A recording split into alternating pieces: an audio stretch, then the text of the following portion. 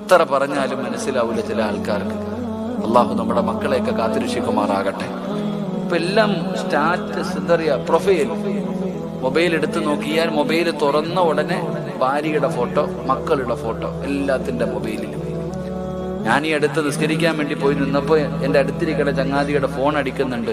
തലയെ പോലും തുണിയിടാതെ പെണ്ണുമ്പിള്ള നിൽക്കുന്ന ഫോട്ടോ നിസ്കരിക്കുമ്പോ. ഒന്നാലോചിക്കാൻ, എന്താണ് ചങ്ങാതി നിന്റെ ഫോട്ടോ വെക്കാത്ത, നിങ്ങളുടെ ഫോട്ടോ വെക്കാത്ത എന്താ?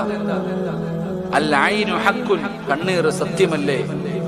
നബിതങ്ങൾ പറഞ്ഞില്ലേ, നീ കണ്ണാടിയിൽ നോക്കിയിട്ട് നീ പോലും പറയരുത് നിനക്ക് ഗ്ലാമർ ഉണ്ടെന്ന്.